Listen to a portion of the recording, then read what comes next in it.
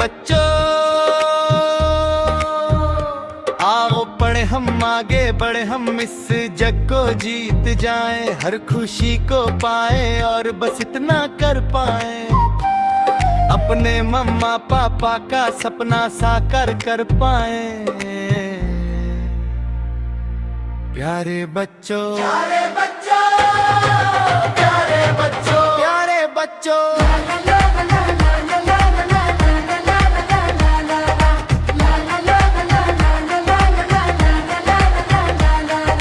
प्यारे बच्चों, जय हिंद।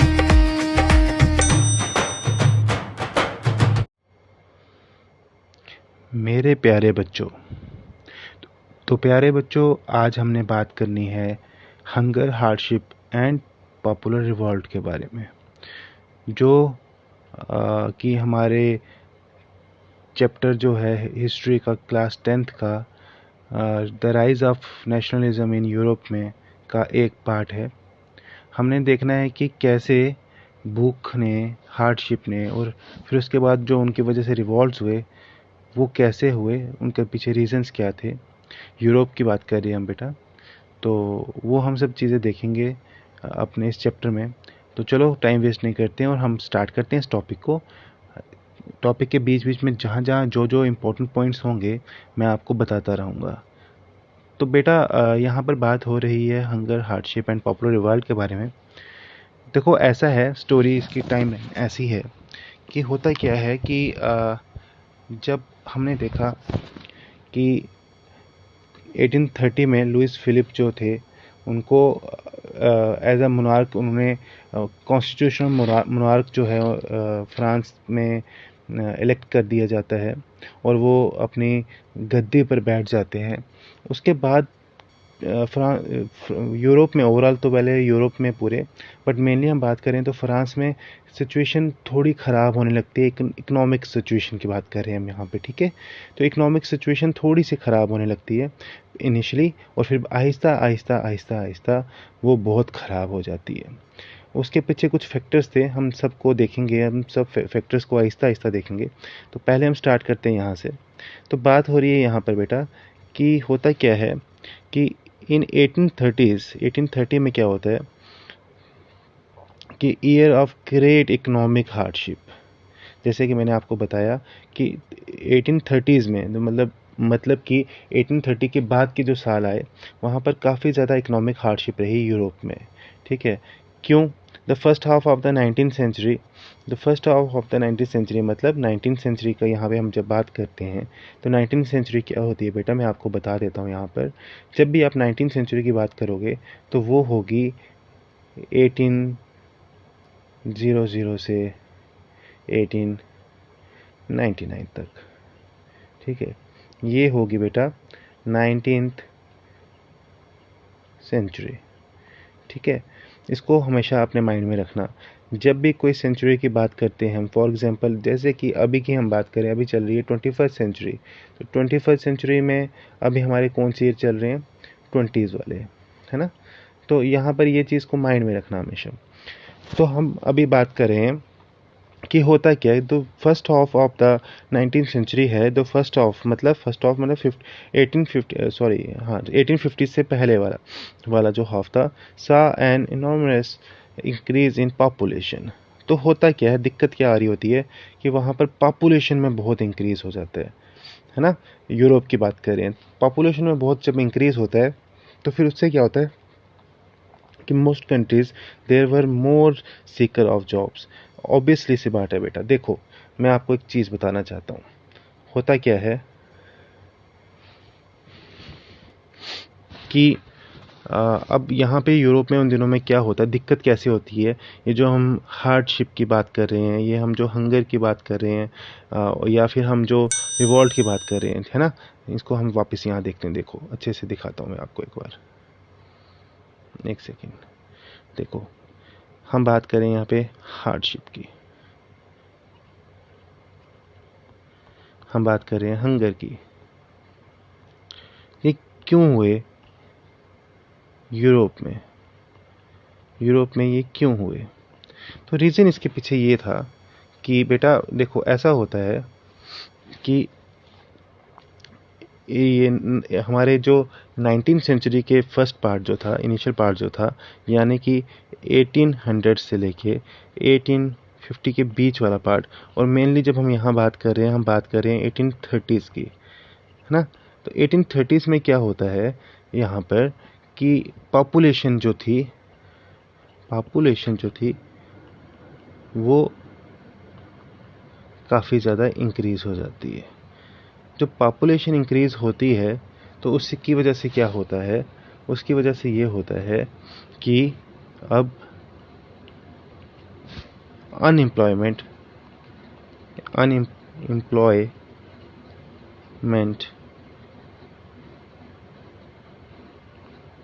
भी इंक्रीज़ हो जाता है ना।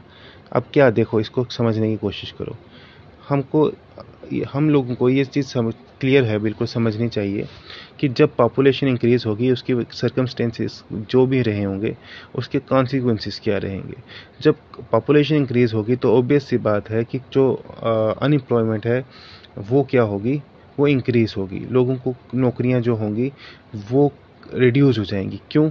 क्योंकि जो पावर, डिमांड और सप्लाई का सारा जो आप लोगों ने इकोनॉमी में पढ़ोगे कि डिमांड और सप्लाई का सारा इशू रहता है। यहाँ पर सारा जो साइकिल रहता है डिमांड और सप्लाई का रहता है।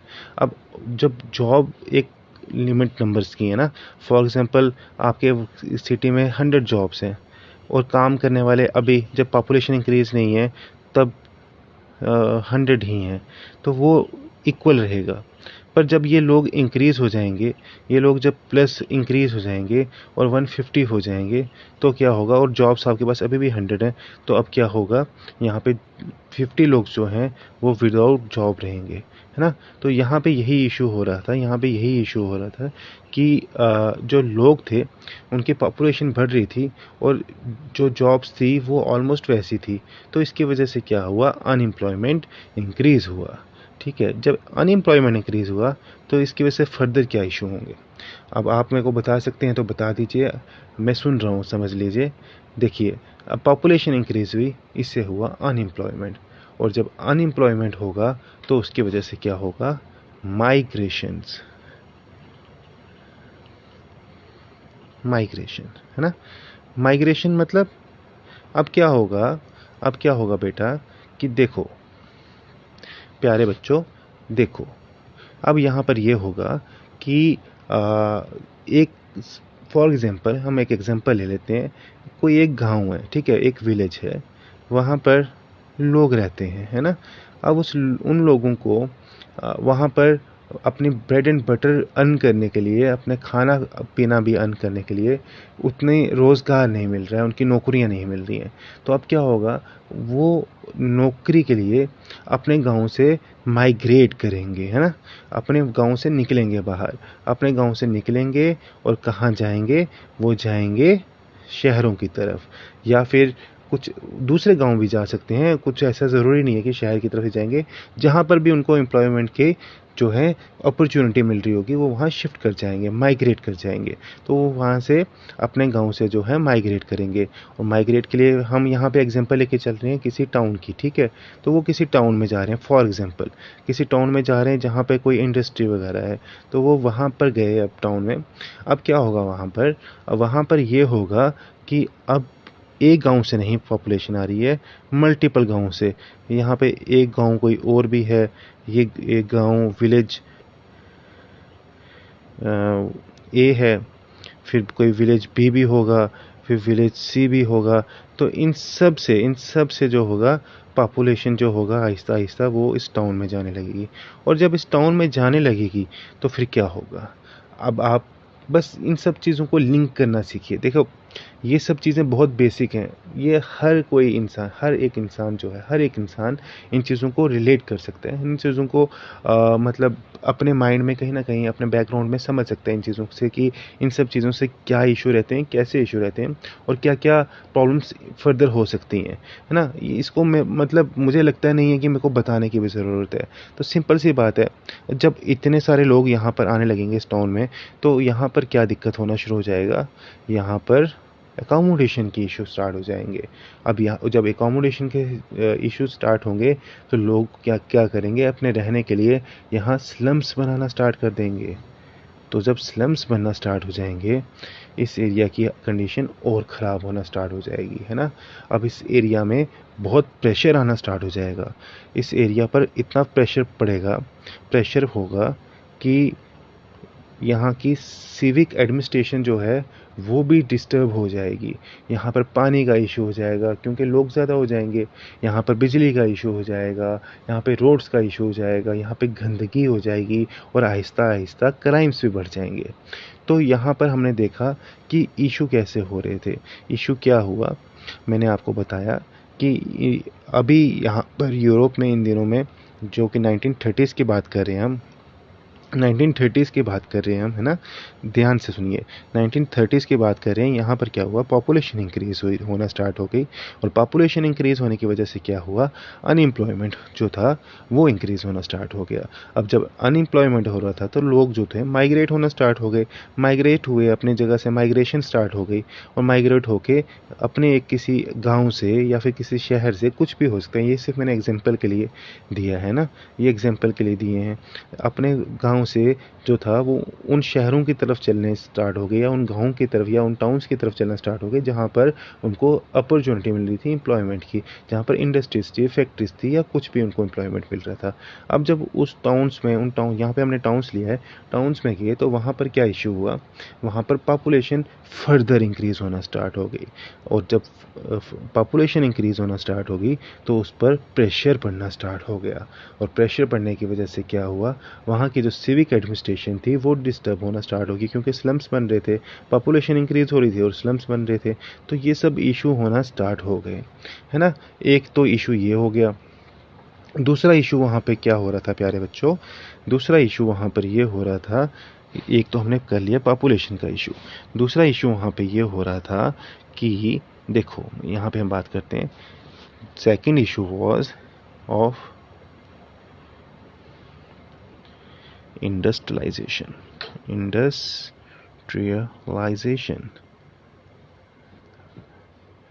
इंडस्ट्रियलाइजेशन तो क्या हो रहा था यहाँ पे,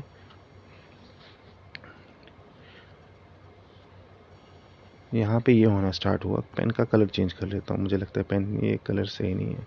तो यहाँ पर ये इशू स्टार्ट हो गया कि, यहाँ पे ये इशू स्टार्ट हो गया कि देखो इंडस्ट्रियलाइजेशन स्टार्ट होगी, मतलब हमारे को पता है इंडस्ट्रियलाइजेशन सबसे पहले कहाँ स्टार्ट हुई थी, सबसे पहले स्टार्ट हुई थी यूरोप में,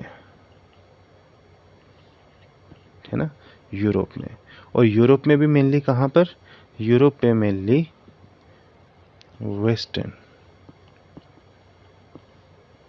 यूरोप में, है ना। हमने इनको इसके बारे में पढ़ा है कि जो वेस्टर्न यूरोप था पहले ज़्यादा, जो सबसे पहले मॉडर्नाइज यही हुआ था, पहले डेवलपमेंट यहीं स्टार्ट हुई थी। तो जब यहाँ पे इंडस्ट्रियलाइजेशन स्टार्ट हुई, और अगर इसके भी जो बात करोगे तो इसके अंदर भी हम बात करेंगे, ब्रिटेन की बात करेंगे, ठीक है, ब्रिटेन की बात करेंगे। तो अब क्या होता है, जब इंडस्ट्रियलाइजेशन स्टार्ट हुई वेस्टर्न यूरोप में, तो बाकी जो यूरोप के पार्ट थे, ठीक है ना, जैसे कि सेंट्रल एंड, और कौन सा पार्ट था बेटा, और ईस्टर्न, सेंट्रल और ईस्टर्न यूरोप में क्या इशू स्टार्ट हो गए, सेंट्रल और ईस्टर्न यूरोप में ये इशू स्टार्ट हो गए कि वहाँ पर जो छोटे स्मॉल स्केल के बिजनेसमैन थे,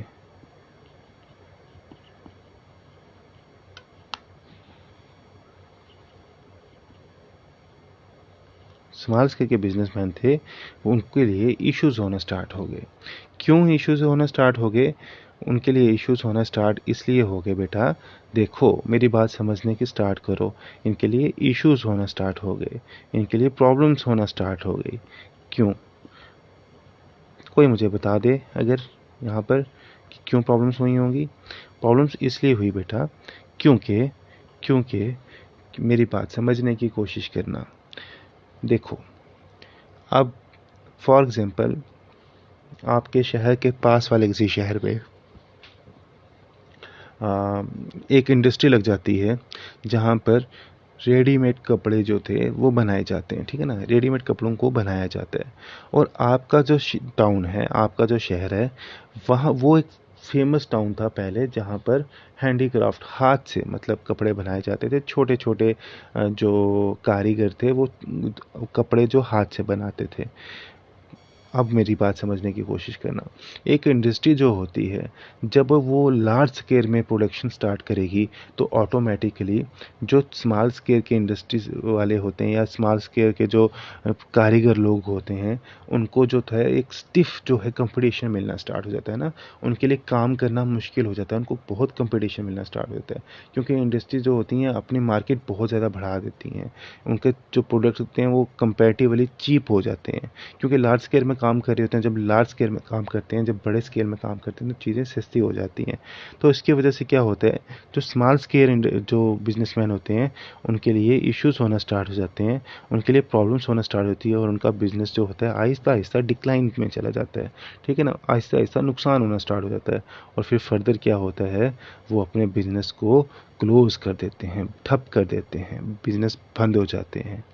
तो अब क्या होने लगा था, ये जो इंडस्ट्रियलाइजेशन वेस्टर्न यूरोप में हो रही थी, इसकी वजह से यूरोप के जो छोटे उसके बिजनेसमैन थे, वेस्टर्न यूरोप की बात कर रहा हूँ जो मैं, उनको तो नुकसान हो रहा था, बट बाकी जो यूरोप के एरियाज़ थे, सेंट्रल और ईस्टर्न मेनली जो एरियाज़ थे, वहाँ पे भी ये चीज़ें इंपोर्ट होना स्टार्ट हो गई। और जब इंपोर्ट होना स्टार्ट हो गई तो फिर उसकी वजह से क्या हुआ, वहाँ के जो छोटे बिजनेसमैन थे, इस इंपोर्ट की वजह से उनको नुकसान होना स्टार्ट हुआ। और नुकसान होने की वजह से उनका जो बिज़नेस जब डिक्लाइन हो रहा था, उसकी वजह से क्या हुआ, आहिस्ता आहिस्ता वो इस कंडीशन में ही नहीं रहे कि वो अपने बिज़नेस को रन कर पाएँ, और उनका बिज़नेस जो था वो क्लोज़ हो गया। अब जब क्लोज़ होगा बिज़नेस तो इससे क्या होगा, इससे प्यारे बच्चों, इससे ये होगा कि फर्दर जो है वो पॉवर्टी जो है वो इंक्रीज होगी, है ना। गरीबी जो है, जो जिसको हम गरीबी की मार कहते हैं, वो पड़ेगी। तो ये लोगों पर और कष्ट होगा, इनको लोगों को और दुख होगा, इन लोगों के लिए और जो सिचुएशन है ख़राब हो जाएगी। ओवरऑल अगर मैं सिंपल वर्ड्स में कहूँ कि जो इंडस्ट्रियलाइजेशन था, इसकी मार छोटे बिजनेसमैन को पड़ी, उनका बिजनेस ठप हुआ, उनका बिजनेस बैठ गया, और उसके वजह से जो फर्दर जो था पॉवर्टी जो थी वो इंक्रीज़ हुई। एक तो आगे ही मार पड़ रही थी, अब ये गरीबी की मार और पड़ना स्टार्ट हो गई, ये जो बिज़नेस उनके बंद हो गए इसकी मार और पड़ना स्टार्ट हो गई, तो उनके लिए ये इश्यूज़ होने स्टार्ट हो गए, ठीक है ना। तो ये ओवरऑल इशू रहे यूरोप में उस समय में, 1830s की बात कर रहा हूँ। और बेटा देखो, यहाँ तक अभी मैं होप करता हूँ, आई होप कि you all are understanding what I am saying, है ना, what I am trying to tell you, कि यहाँ पर एक इशू हो रहा था, जो हंगर और हार्डशिप का इशू ये हो रहा था कि लोगों को, एक तो पॉपुलेशन इंक्रीज हुई उसकी वजह से इशू होगा, उसकी वजह, और दूसरी चीज़ इंडस्ट्रियलाइजेशन जो हो रही थी उसकी वजह से इशू हुआ। तो इन दोनों के इशू की वजह से क्या हुआ, इन दोनों इश्यूज़ की वजह से ये हुआ कि ओवरऑल जो था लोगों को मार पड़नी स्टार्ट हुई। मार इन द सेंस ये नहीं कि लाठी से मार पड़नी स्टार्ट हुई, यहाँ पे लोगों को मार गरीबी की पड़नी स्टार्ट हुई। और जब वो गरीबी की मार पड़नी स्टार्ट होती है तो फिर क्या होता है, कोई मुझे बता दे कि क्या होगा, एनीवन, है ना, नहीं बता पा